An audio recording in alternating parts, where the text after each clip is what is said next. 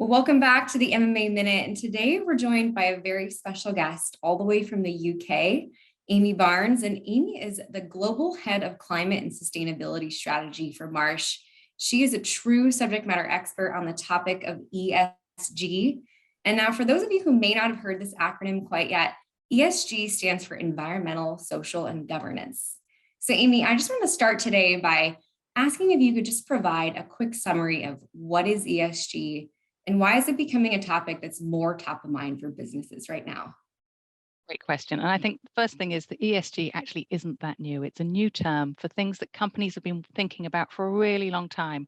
Companies have been thinking about corporate social responsibility. They've been managing pollution and their impacts on the environment.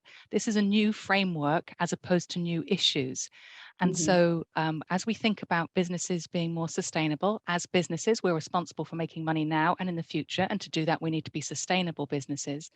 We measure that sustainability through the lens of the environmental commitments that you have, whether that's waste management, water management, importantly, climate, which is getting a lot of attention at the moment, Definitely. social diversity, pay equity, thinking about the roles that we have in our community, and then good governance, which every business worries about.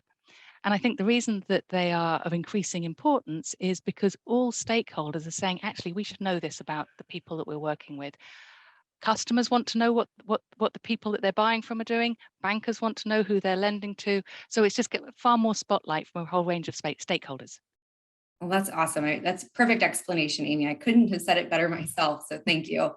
Now, I'm sure some of our viewers are wondering, how does ESG tie into the business of insurance, right? What we do here at Marsh McLennan Companies.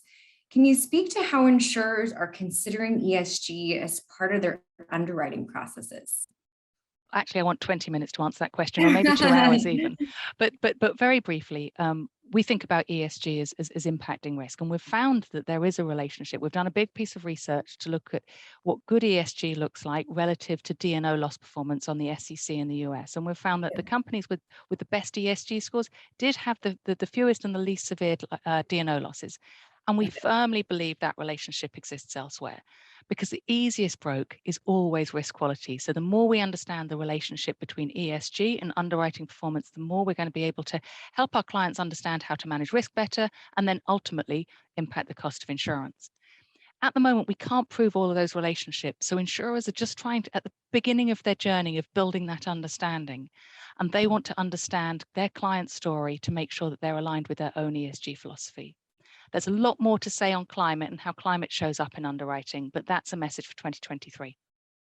Awesome, Amy. Yeah, I really appreciate you making the connection there. And you're going to have your more than 20 minutes because good news, we have a great upcoming webinar on March 29th, where Amy's going to dive a lot deeper into all these topics, as well as resources that are going to be available. So we can make sure that all of our employer organizations out there are ready to address their ESG risks.